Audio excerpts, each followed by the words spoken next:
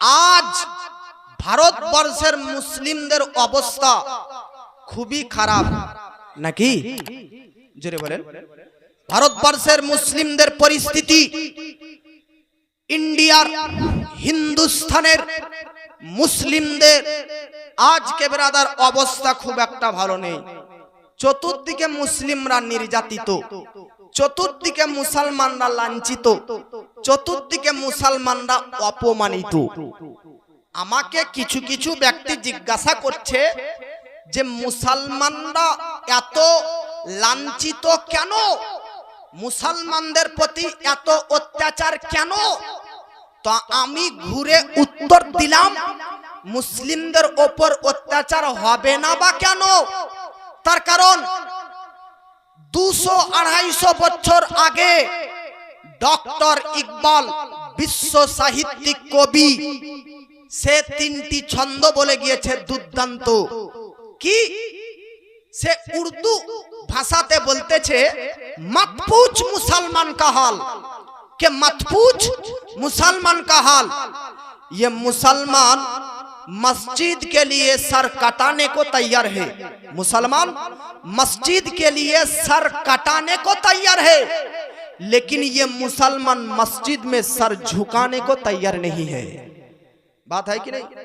আমরা মুসলমানরা মসজিদের জন্য মাথা কেটে তো দিতে পারি, কিন্তু মসজিদে গিয়ে মাথা নত, মাথা নিচু সাজদাতে যেতে পারি না। कहते हैं कि मेरे रग रग में है नबी नबी, মানুষ বলে আমার সিরা উপসিরা, আমার রগে রগে। कहते हैं कि मेरे रग रग में नबी नबी, लेकिन पढ़ते हैं नमाज हफ्ते में कभी कभी। মানুষ বলে আমার সিরা উপসিরা রগে রগে নবী নবী, কিন্তু নামাজ পড়ে সপ্তাহে কভি কভি, কখনো কখনো। বলেন, কথা বলেন, ঠিক না ভুল? আর বলেন, জোরে বলেন। নবী করিম का नाम सुनकर, नबी करीम सल्लल्लाहु अलैहि वसल्लम का नाम सुनकर लोग झूम जाते हैं। झूमते हैं कि नहीं आप लोग? नबी करीम सल्लल्लाहु अलैहि वसल्लम का नाम सुनकर झूम जाते हैं, लेकिन नबी करीम सल्लल्लाहु अलैहि वसल्लम का हुक्म सुनते ही लोग घूम जाते हैं। नबीर नाम सुने सबाई झूमे जाए, किंतु नबीर हुकुमेर कथा आसले मानुष घुरे जाए। एजন্য তো মুসলমানদের এই পরিস্থিতি। আজ আপনারা বলবেন যে হুজুর, গাছের একটাও পাতা নড়ে না আল্লাহর হুকুম ছাড়া, তাহলে মুসলিমদের ওপর এত অত্যাচার হচ্ছে, আল্লাহ কি দেখেন না? নাউজুবিল্লাহ, আল্লাহ অবশ্যই দেখেন। তাহলে আজ মুসলমানদের এই পরিণতি কেন? মুসলমানদের এই অবস্থা কেন? আল্লাহ কুরআনের মধ্যে বলতেছে, সূরার নাম সূরা ইউনুস, আয়াত নম্বর 44। আল্লাহ বলতেছে, ইন্নাল্লাহা লা ইয়াজলিমুন নাস ওয়ালাকিন্নান নাসা আনফুসাহুম ইয়াজলিমুন। আমি আল্লাহ কোন মানুষের প্রতি জুলুম অত্যাচার অন্যায় করি না। মানুষের ওপর যদি কোনো অন্যায় অবিচার অত্যাচার জুলুম হয়, তো এটা মানুষের নিজেদেরই কারণে হয়। তারা নিজেদেরই কারণে, নিজেদের দোষেই তাদের ওপর অত্যাচার অন্যায় হয়। আমি আল্লাহ কারো ওপর অত্যাচার জুলুম করি না। আমার আল্লাহ কি জালিম? আর আমার আল্লাহ কি কারো ওপর জুলুম করে না? আজকে আপনার আমার ওপর যে জুলুম হতেছে, এটা আজকে আপনারই আমাদেরই নিজের কারণে, আজকে আপনারই আমারই দোষ। তার কারণ কি? তার কারণ আল্লাহ পাক কুরআনের মধ্যে বলতেছে, বেরাদার মিল্লাত ইসলামিয়া, সূরার নাম সূরা আল আনআম। এই সূরা আল আনআমের 129 নম্বর আয়াতে আল্লাহ পাক বলতেছে, ওয়া কাযালিকা নুওয়াল্লি ওয়া কাযালিকা নুআল্লি। আল্লাহ পাক বলতেছে, আমি আল্লাহ কিছু সম্প্রদায়ের মাঝে তখন জালিম বাদশাদেরকে নিযুক্ত করে দিই, যখন ওই সম্প্রদায় অত্যাচার অন্যায় তাদের বেড়ে যায়। জোরে বলেন। আজ আমাদের সমাজ, আমরা এত অত্যাচার অন্যায়ে ব্যস্ত হয়ে গেছি যে আমাদের ওপরে বড় অন্যায়কারী অত্যাচারীকারীরা বাদশা হিসাবে নেতা হিসাবে নিযুক্ত হয়ে গেছে, এটা আল্লাহ কোরআনের মধ্যে বলে দিয়েছে। বেরাদার বলুন আজকে আমরা কি জুলুম করি না? আজ দেখো বেরাদার, চুরি যদি করতেছে তো মুসলমানরাই করতেছে। কত জায়গাতে চোর হিসাবে মুসলমানরা ধরা পড়তেছে। যে মুসলিমরা কারো টোটোর ব্যাটারি চুরি করতেছে, কারো মুরগি চুরি করতেছে। যে মুসলমানরা আজকে বেরাদার চতুর্দিকে চুরি। মুসলমানরা কি অত্যাচার করে না? যার চুরি করতেছেন আপনি তো তার প্রতি জুলুম করতেছেন। আজ নেতা আপনার আমার প্রতি জুলুম করতেছে, এই জন্য বলতেছেন নেতারা আমাদের প্রতি অত্যাচার করতেছে। কিন্তু আপনি যে চুরি করতেছেন ওটা আপনার বেরাদার নজরে পড়ল না। আজকে বেরাদার যেখানে যান সেখানে ঘুষ ঘুষ ঘুষ। আজকে একটা আধার কার্ড বানাতে যাচ্ছি তবুও ঘুষ, ড্রাইভিং লাইসেন্স বানাতে যাচ্ছি তবুও ঘুষ, পাসপোর্ট বানাতে যাচ্ছি তবুও ঘুষ, এমনকি হজ করতে গেলেও ঘুষ লাগতেছে। তো বলুন ঘুষ খাওয়া কি জুলুম নয়? ঘুষ খাওয়া কি অত্যাচার নয়? আজকে মুসলমান হয়ে আপনি গীবত করেন, মুসলমান হয়ে পরনিন্দা করেন, মুসলমান হয়ে অত্যাচার করেন। বলুন আজকে আপনি নিজেই তো জুলুমকারী, নিজেই তো অত্যাচার। আজকে বিবাহর বাহানে, বিয়ের বাহানাতে আজকে শ্বশুরের কাছ থেকে, মেয়ের বাপের কাছ থেকে আরাম ফাইভ, কখনো গাড়ি, কখনো বাড়ি, কখনো জমি, কখনো লাখ টাকা, কখনো বেরাদার সোনা গহনা ভরির ভরি আজকে বেরাদার ডিমেন্ড করে নিচ্ছেন, পণ নিচ্ছেন। আজকে বলুন বেরাদার আপনি শ্বশুরের প্রতি অন্যায় করতেছেন কি করেন না? জুলুম করতেছেন করেন না? আজকে নিজের দিকে তাকান। আজকে বেরাদার নে মিল্লাত ইসলামিয়া যে মুসলমানদেরকে মসজিদে থাকা উচিত ছিল, সে মুসলমানরা আজকে তাসের আড্ডাতে দেখতে পাওয়া যায়। যে মুসলমানদেরকে বেরাদার মাদ্রাসাতে দেখা উচিত ছিল, সে মুসলমানদেরকে জুয়ার আড্ডাতে দেখা যায়। যে মুসলমানদেরকে আজকে বেরাদার মানুষের উপকার করতে দেখা যাবার কথা ছিল, সে মুসলমানরা মানুষের ক্ষতির পেছনে লিপিবদ্ধ রয়েছে। আজ বেরাদার নে মিল্লাত ইসলামিয়া আমরা আল্লাহ থেকে দূরে, ইসলাম থেকে দূরে, ঈমান থেকে দূরে, হেদায়েত থেকে দূরে চলে এসেছি। এই জন্য আমাদেরকে আজ লাঞ্ছিত, অভিশপ্ত আর বেরাদার নে মিল্লাত ইসলামিয়া নির্যাতিত হতে হচ্ছে। ভারতবর্ষে গোটা বিশ্বের ওপর 500 থেকে 700 বছর মুসলমান শাসন করেছে। কারা শাসন করেছে? প্রধানমন্ত্রীর পদে 500 থেকে 700 বছর পর্যন্ত মুসলমানরা শাসন করেছে। আজকে মুসলিমদের হাত থেকে দেশের চাবিকাঠি, দেশের শাসনের বাগডোর কেন চলে গিয়েছে বেধর্মীর হাতে, অমুসলিমের হাতে? এটা আমাদেরই দোষ। মুসলিমরা যখন 500 থেকে 700 বছর শাসনই করেছে, তো মুসলমানদের হাত থেকে শাসন চলে গেল কেন? বিশেষ করে দুটি কারণে। নাম্বার 1 হচ্ছে আমাদের মধ্যে একতা নেই। আজ আমরা নিজেরাই লড়াই করি, আমাদের মধ্যে একতা নেই। ছোট ভাই বড় ভাইকে দেখতে পারে না, বড় ভাই ছোট ভাইকে দেখতে পারে না। ছোট ভাই বড় ভাই থেকে হিংসা করে আলাদা জায়গায় বাড়ি, বড় ভাইয়ের বাড়ি আলাদা জায়গায়, চাচা আলাদা আলাদা, বাপ চাচার মধ্যে মিল নেই, এক পরিবার আরেক পরিবারের মধ্যে মিল নেই, এক পাড়া আরেক পাড়ার মধ্যে মিল নেই। আজকে কত জায়গাতে জালসাতে গিয়ে দেখতেছি মসজিদ পর্যন্ত আরেকটা পাড়ার সঙ্গে ঝগড়া করে মসজিদের প্রতি হিংসা করে এরা মসজিদ তৈরি করেছে। কত জায়গাতে হিংসা করে আজকে মাদ্রাসা আলাদা তৈরি করেছে। ভাই আপনাদেরকে বলতে চাই আমাদের মধ্যেই তো একাগ্রতা নেই, আমাদের মধ্যেই তো একতা নেই। তাহলে বলুন বেরাদার নে মিল্লাত ইসলামিয়া আমরা কিভাবে বেরাদার নে মিল্লাত ইসলামিয়া লড়াই করব? বর্তমান সময়ে মুসলিমদেরকে বেরাদার দলাদলি না করে, ভেদাভেদি না করে সবাইকে এক প্ল্যাটফর্মে জমা হতে হবে, সবাইকে একত্রিত করতে হবে এবং সমাজের উন্নয়ন, শিক্ষা দীক্ষার পেছনে কাজ করতে হবে। কিন্তু মুসলমান আপনাদেরকে বলতেছি ভাইয়ে ভাইয়ে লড়াই না করে, চাচা বাবাতে লড়াই না করে, পরিবার আরেক পরিবার আলাদা না হয়ে, এক পাড়া আরেক পাড়া আলাদা ভিন্ন না হয়ে সবাই মিলে ভাইয়ে ভাইয়ে এখন, পাড়া পাড়া এখন, গোষ্ঠী গোষ্ঠী এখন, গ্রাম এখন, বেরাদার রাজ্য এক রাজ্য আর এখন। গোটা বিশ্বের মধ্যে যেই দিন মুসলমানরা এক হয়ে যাবে তখন গোটা মুসলিম জগতের কাছে আবার পুনরায় শাসনের বাগডোর মুসলিমের হাতে চলে আসবে। ये মুসলমানদেরই তো একতা নেই।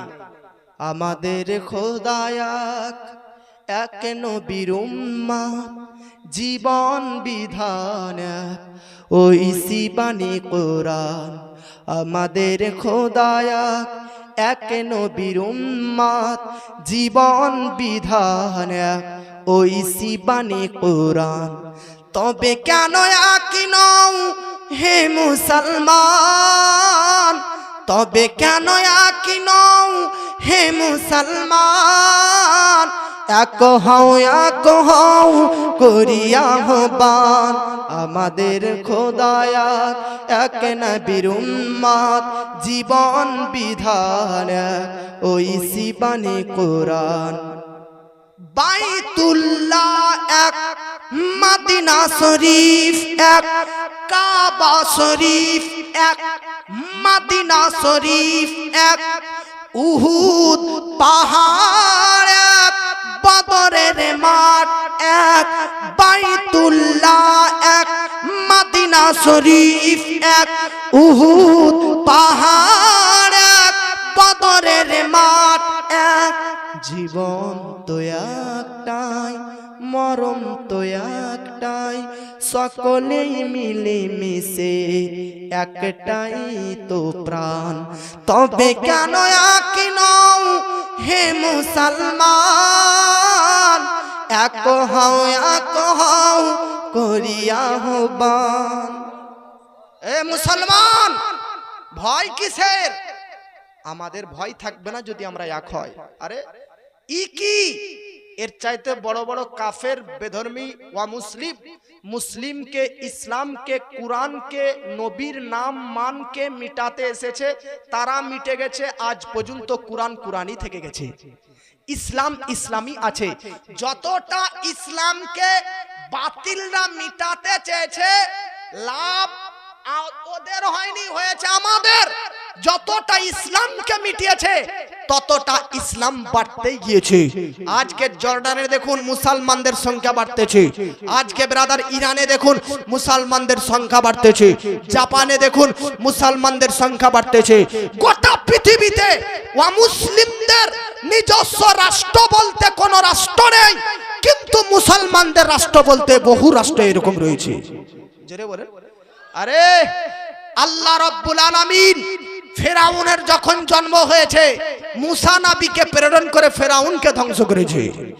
নমরুদ যখন পৃথিবীতে এসেছে, ইব্রাহিমকে প্রেরণ করে নমরুদকে ধ্বংস করেছে। পৃথিবীতে যখন ইয়াজিদের আবির্ভাব হয়েছে, কারবালাতে নবীর নাতি হুসেনকে প্রেরণ করে আল্লাহ ইসলামকে জিন্দা করেছে। মুসলমানকে হটানো, মুসলমানকে সরানো এত সম্ভব না, শুধু মুসলমানদের একাগ্রতা দরকার। আমি আরেকটা কারণ, যে কারণের মধ্যে আজ মুসলমানদের হাত থেকে শাসন চলে গিয়েছে, তার মধ্যে আরেকটা কারণ হচ্ছে আমাদের মধ্যে শিক্ষা নেই। কি নেই? শিক্ষা নেই। আমাদের গ্রামের এক ব্যক্তিকে বলছি, কোথায় যাচ্ছি? চেন্নাই যাচ্ছি। কেন রে ভাই? তো বলছে রাজমিস্ত্রির কাজ করতে। তো চেন্নাই গিয়েছি, মাধ্যমিক পাস করেছি, মাধ্যমিক 3 পর্যন্তই তো পড়িয়ে নি, তো মাধ্যমিক তো পড়, লেখাপড়া কর। তো বলছে লেখাপড়া যদি সবাই করবে তাহলে বাড়ি তৈরি করবে কে? লেখাপড়া যদি সবাই করবে তাহলে গ্যারেজে কাজ করে গাড়ি মোটরসাইকেল ঠিক করবে কে? আমি পাগলাকে বললাম, ভাই আজ ভারতবাসীর এই মাইন্ড সেন্স যে লেখাপড়া করলে বাড়ি তৈরি করবে কে, এই জন্যই তো আজকে মুসলিমদের এই অবস্থা। মুসলিমরা যদি লেখাপড়া করত তো আজ আমরা চেন্নাই, ব্যাঙ্গালোর, আরবে গিয়ে কাজ করতে হতো না।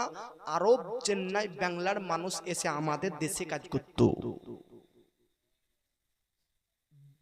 আজ যে হাতে আমাদের বই রাখা দরকার, সে হাতে আমরা সিগারেট রাখি। যে হাতে আমাদেরকে কিতাব রাখা উচিত ছিল, সে কিতাবে মদের বোতল। যে হাতে আমাদের কিতাব ধরা উচিত ছিল, সে হাতে কদল, সে হাতে পাসিনা। কেন মুসলমানদের পরিণাম হবে না? শিক্ষার অভাব। আপনাদেরকে বলতে চাই, বেরাদারনে মিল্লাত ইসলামিয়া, মুসলমান যেই দিন থেকে শিক্ষা থেকে পিছিয়ে গিয়েছে, সেই দিন থেকে বেরাদারনে মিল্লাত ইসলামিয়া মুসলমানদের হাত থেকে শাসন চলে গিয়েছে। কেন? কুরআনের মধ্যে আল্লাহ নামাজ পড়ার কথা সর্বপ্রথম বলেনি, কুরআনে যাকাতের কথা সর্বপ্রথম বলেননি, কুরআনে হজের কথা সর্বপ্রথম বলেনি, যাকাতের কথা নয়।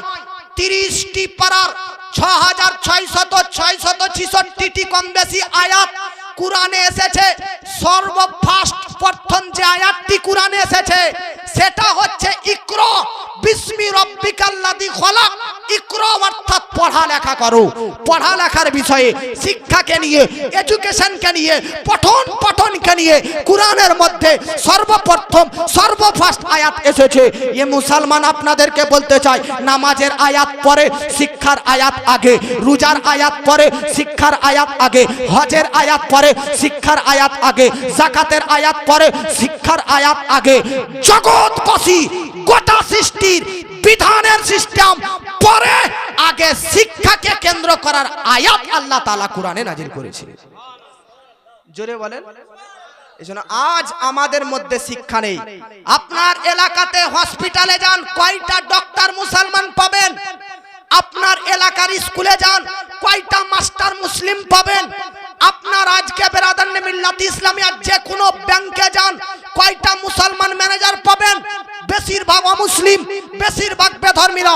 মুসলিমদেরকে পাবেন তো মাঠে, মুসলিমদেরকে পাবেন তো জুয়ার আড্ডায়, মুসলিমদেরকে পাবেন তো তাসের আড্ডায়, মুসলিমদেরকে পাবেন তো ভিক্ষুকের সিরিয়ালে। জগৎবাসী যে মুসলিম আপনাদেরকে বলতে চাই, এডুকেশন শিক্ষা বিশাল গুরুত্বপূর্ণ বিষয়। আপনার ছেলে মেয়েদেরকে কোদল না দিয়ে, হাসনা না দিয়ে, পাসনা না দিয়ে, বেরাদার প্রবাসে বিদেশে না পাঠিয়ে তাদেরকে উচ্চ শিক্ষায় শিক্ষিত করুন। বলুন ইনশাআল্লাহ। জোরে বলেন। মুসলমানরা যদি শিক্ষিত হয় তাহলে দেশের বাগডোর আবার হাতে আসবে। মুসলমানদের মধ্যে যদি বেরাদান মিল্লাত ইসলামিয়া একগ্রতা থাকে তো আবার বেরাদান মিল্লাত ইসলামের দেশের হাতের বাগডোর আমাদের মধ্যে আসবে। বলুন ইনশাআল্লাহ। তবে আল্লাহ তাআলা কি জানে না যে কারা মুসলিমদের প্রতি অত্যাচার করছে? জানে কি জানে না? জানে। তাহলে আল্লাহ তাদেরকে ধ্বংস করে না কেন? তো কোন অত্যাচারকারী অন্যায়কারীকে আল্লাহ ধ্বংস না করার কয়েকটি কারণ। নাম্বার 1 কারণ, তাতে যেন যারা অত্যাচার অন্যায় করছে তাদেরকে গজব এই জন্য দিব না যে তারা আরেকটুকু টাইম পাবে, তাতে যেন তারা তওবা করে ফিরে আসতে পারে, আত্মসমর্পণ করতে পারে। যদি কেউ ভুল করে আর সঙ্গে সঙ্গে তাকে শাস্তি দেওয়া হয় তাহলে ও তো ভুল থেকে সংশোধন করতে তওবা করার টাইমই পেল না। এটা আমার নবীর কারাম যে আমাদেরকে তওবা করার সুযোগ দেওয়া হয়েছে। জগৎবাসী, হযরতে উমরে ফারুক তিনি কে ছিলেন? সাহাবী হওয়ার আগে নবীকে পর্যন্ত হত্যা করতে এসেছিলেন নাকি? কত কত বেরাদার সাহাবীদেরকে হত্যার প্ল্যানিং করেছিল। উমরে ফারুক কি জন্মগত মুসলমান ছিলেন? না। নবী যখন ইসলাম প্রচার করলেন তখন ইসলাম গ্রহণ করলেন। তার আগে তো নবীকে মারতে গিয়েছিল। তো নবীকে মারতে যাচ্ছিল তখনই যদি আল্লাহ তাকে আযাব দিত তাহলে সে আর পরে তওবা করে ফারুকে আজম উমরে ফারুক হতো না। তাকে টাইম দিয়েছিল বলে তো সে তওবা করেছে। এজন্য আজ পৃথিবীতে যে জালিমরা আজকে অত্যাচার করতেছে তাদেরকে হুঁশিয়ার করতে চাই, তওবা করো, আত্মসমর্পণ করো, আল্লাহ তাআলা maaf করতে পারে। কিন্তু শুনো, আল্লাহ পাক কোরআনের মধ্যে সূরার নাম সূরা ইব্রাহিম আয়াত নম্বর 42 আল্লাহ পাক বলতেছে, ওয়ালা তাহসাবান্নাল্লাহ গাফিলান আম্মা ইয়ামালুজ জালিমুন। আল্লাহ জালিমের জুলুমের বিষয়ে অবশ্যই অবগত আছেন, জানেন। এ বেরাদার মিল্লাত ইসলামিয়া আপনাদেরকে বলতে চাই, আজ আপনাদের পরিস্থিতি কি খারাপ। আগামীতে দাজ্জাল আসবে, দাব্বাতুল আরদ আসবে, ইয়াজুজ মাজুজ আসবে, আগামীতে আসবে ভাই, দাজ্জাল আসবে, এরাও আসবে। এদের তো আপনারা কি দাজ্জাল দেখতেছেন? এদের চাইতে বড় বড় অন্যায়কারী অত্যাচারকারী তো দাজ্জাল আসবে। তবে শুনেন, সর্বদা পৃথিবীতে যখন বাতিল থেকেছে হককেও আল্লাহ পাঠিয়েছে, যখন ভ্রান্তদের জন্ম হয়েছে তখন আল্লাহ সঠিককেও জন্ম দিয়েছে। এজন্য আজ যদিও বা কেউ মুসলিমদের ওপর অত্যাচার করে প্রতারক হয়েছে তো নিশ্চয় আল্লাহর ওপর ভরসা রাখুন। আল্লাহ কোন এমন এক বীর ইমাম মেহেদীর মতন পাঠাবে যার দ্বারাতে ভারতবর্ষের ওপর যারা মুসলিমদের প্রতি অত্যাচার করতেছে তাদেরকে আবার নিস্তানাবুদ করে দিবে। জোরে বলেন। এজন্য আমাদের এটা পরীক্ষা যে আমরা ধৈর্য রাখতে পারছি কি পারি না। আমাদের এই ধৈর্য, এটা একটা পরীক্ষা। আমাদের প্রতি অত্যাচার হওয়াতে এটা আমাদের পরীক্ষা। যে আমরা আল্লাহর ওপর ভরসা রাখছি কি রাখি না। আমাদের ভরসা কোনো এমপি এমএলএর ওপর নয়, আমাদের ভরসা কোনো নেতা মন্ত্রীর ওপর নয়, আমাদের ভরসা হাতিয়ারের ওপর নয়, আমাদের ভরসা আজকে বেরাদার তালওয়ারের ওপর নয়, আমাদের ভরসা পিস্তল গুলির ওপর নয়, আমাদের ভরসা হচ্ছে সৃষ্টিকর্তা আল্লাহ তাআলার উপরে। এই ভরসাকে কাজে লাগিয়ে রাখুন, দোয়া করুন, আল্লাহ পাক অবশ্যই আমাদেরকে সহায়তা করবে। বদরের যুদ্ধের প্রান্তরে 2000-এর চাইতে বেশি বেধর্মীরা এসেছিল ইসলামকে ধ্বংস করতে, কিন্তু মুসলিমদের পক্ষে 313 জন গিয়েছিল। 313 জন মিলে 2000-দেরকে কিভাবে হারালো? 313 জন আল্লাহর ওপর ভরসা রেখেছিলেন, দোয়া করেছিলেন, আল্লাহ তাদের ভরসাকে কবুল করে, দোয়াকে কবুল করে 5000 ফারিস্তাকে পাঠিয়ে বদরের প্রান্তরে বেধর্মীদের প্রতি অ্যাটাক করিয়ে মুসলিমদেরকে জয় লাভ করিয়েছিলেন। উহুদের প্রান্তরে 12,000 মুসলিমের সংখ্যা, 20,000 আজকে বেধর্মীদের সংখ্যা, 12,000 20,000কে পরাজয় করলো কিভাবে? 12,000 মুসলিম সংখ্যা আল্লাহর ওপর ভরসা রেখেছিল, দোয়া করেছিল। বেরাদার, এই জন্য আপনাদেরকে বলি, বর্তমান সময়ের পরিস্থিতিতে হাতিয়ার নয়, তলোয়ার নয়, পিস্তল নয়, দোয়া করুন, আল্লাহর ওপর ভরসা রাখুন। এই দোয়াই হচ্ছে আমাদের সবচাইতে বড় হাতিয়ার, যে বাতিল বেধর্মী আজকের ভ্রান্ত মতবাদকারী প্রতারক অন্যায়কারীদেরকে আল্লাহ নিস্ত নাবুদ করে দেবে। কথা বলেন ঠিক না ভুল? ব্রাদার নে মিল্লাতে ইসলামিয়া, এই হচ্ছে বিষয়। এজন্য আমাদেরকে সচেতন থাকতে হবে, আর আমাদেরকে পাপ থেকে দূরে আসতে হবে, অন্যায় থেকে দূরে আসতে হবে, অত্যাচার থেকে দূরে আসতে হবে। না হয়তো বা ব্রাদার নে মিল্লাতে ইসলামিয়া আমাদের পরিণাম খারাপ হতেছে। 3টি টপিক নিয়ে আলোচনা করব বলেছিলাম। 2টি টপিক হলো আসমান জমিনের গুরুত্ব, জমিনের দাম কত, জিন ইনসানের বিষয়ে, তারপর আল্লাহর সৃষ্টিকে কেন্দ্র করে 2 নম্বর মুসলমানদের অবস্থা কি, এই মুসলমানদেরকে করণীয় কি, ধৈর্য ধারণ করা, সবুর করা, দোয়া করা, আল্লাহর ওপর ভরসা করা, আর বেরাদার পাপের কাছ থেকে, অন্যায় থেকে বিরত থাকা। অটোমেটিকলি মুসলমানদের মধ্যে আল্লাহ কোনো না কোনো বেরাদার মুসার মতন ব্যক্তিকে পাঠাবে, বেরাদার ইব্রাহিমের মতন ব্যক্তিকে পাঠাবে, হুসাইনের মতন ব্যক্তিকে পাঠাবে। আরে আমরা জানি কারবালাতে 72 জন ছিল হুসাইনি, আর 22,000 ছিল এজিদি। মাথা নত করেছিল, জোরে বলে, সরদাদ নাদাদ দারদাস্তে ইয়াজিদ। সরদাদ মানে মাথা দিল, নাদাদ দাস হাত দিল না, দারদাস্তে ইয়াজিদ ইয়াজিদের হাতে। হাক্কাকে বিনা লা ইলাহা ইল্লাল্লাহ আস্ত হোসেন, জোরে বলেন। ইমাম হোসেন মাথা তো দিয়েছিল, কিন্তু হাত ইয়াজিদের হাতে হাত রাখেনি। আজকে অনেক মুসলিম আছেন, নামধারী মুসলিম, গাদ্দার মুসলিম, এই বর্তমান পরিস্থিতির শিকার হয়ে তারা দেখবেন কতটা গাদ্দারি করবে, ভিতরে ভিতরে কার না কার সাথে হাত মিলাবে। আমরা বলতে চাই, আমরা এই দুনিয়াতে যতদিন থাকবো ঈমানের সহিত থাকবো, যতদিন থাকবো ঈমানের সহিত থাকবো, মরবো তো নবীর প্রেমে মরবো। আমাদের জীবন এতটা সহজ নয়, আমাদের জীবন এতটা হালকা নয় যে এর ওর জন্য চলে যাবেন না। जिंदगी ये नहीं है किसी के लिए, जिंदगी नबी की, नबी के लिए ना समझ मरते हैं, जिंदगी के लिए जीना मरना सब कुछ नबी के लिए। अच्छा একটা কথা বলেন, ইমাম হোসেন রাদিয়াল্লাহু তাআলা আনহু কারবালার প্রান্তরে মাথা দিলেন, কিন্তু হাত দেননি নাকি? কার হাতে? ইয়াজিদের হাতে। তো ইয়াজিদের হাতে ইমাম হোসেন হাত দেননি কেন? হাত দেওয়া মানে বায়াত গ্রহণ করেননি কেন? তো শুনেন, এই মোবাইলটা যদি এই দাদাকে বিক্রি করে দিই, তাহলে এই মোবাইলটা কি আর আমি আপনাকে বিক্রি করতে পারবো? যেহেতু অলরেডি আমি একে বিক্রি করেই দিয়েছি, আর এই মোবাইলের মালিক নয় আমি যে একে আবার আপনার কাছে বিক্রি করতে পারবো। হ্যাঁ, ইনি চাইলে বিক্রি করতে পারেন। যে কোনো প্রোডাক্ট বস্তু একবার বিক্রি হয়, একবার বিক্রি করা যায়, 2 বার নয়। বায়াত মানে হচ্ছে বায়উন থেকে বিক্রি করা, বায়াত পীরের হাতে মানে বিক্রি করা। ইমাম হোসেন ইয়াজিদের হাতে হাত রাখেনি, মানে ইয়াজিদের হাতে নিজেকে বিক্রি করেননি কেন? আরে বিক্রি ইমাম হোসেন ইয়াজিদের হাতে হবেন বা কেন? যে জিনিস একবার বিক্রি হয়, 2 বার আর বিক্রি করা যায় না, দ্বিতীয়বার বিক্রি হয় না। ইমাম হোসেন ইয়াজিদের হাতে বিক্রি হবে বা কেন? অলরেডি ইমাম হোসেন নিজেকে আগেই আমার নবীর প্রেমে বিক্রি করে দিয়েছেন। আরে একবার হুসেন তো নিজেকে বিক্রি করেই দিয়েছেন, আর বিক্রি করবে কিভাবে? তবে আপনাদেরকে বলতে চাই, ইমাম হোসেন রাদিয়াল্লাহু তাআলা আনহু যদি বেটা আলী আসগরের কথা ভাবতো, আলী আকবরের কথা ভাবতো, ইমাম হোসেন তার ভাইপুদের কথা ভাবতো, ইমাম হোসেন তার আজকে ভাইদের কথা ভাবতো, আর অন্যান্য সঙ্গীদের কথা ভাবতো, তো বেরাদার কারবালাতে যেতেন না। বোঝা যাচ্ছে ইমাম হোসেনের কাছে আলী আসগর ছেলের চাইতে, আলী আকবর সন্তানের চাইতে, ভাইয়ের চাইতে, পরিবারের চাইতে, প্রতিবেশীর চাইতে, তার কাছে সব চাইতে দামি ছিল ইসলাম ধর্মটা বাঁচানো। ভাই ইমাম হোসেন টাকার লোভী ছিলেন না। টাকার লোভী যদি থাকতেন, ইয়াজিদ বলেছিল ইমাম হোসেন তুমি যদি আমার হাতে হাত রাখো তো গোটা মক্কা মদিনার বাদশা বানিয়ে দেব।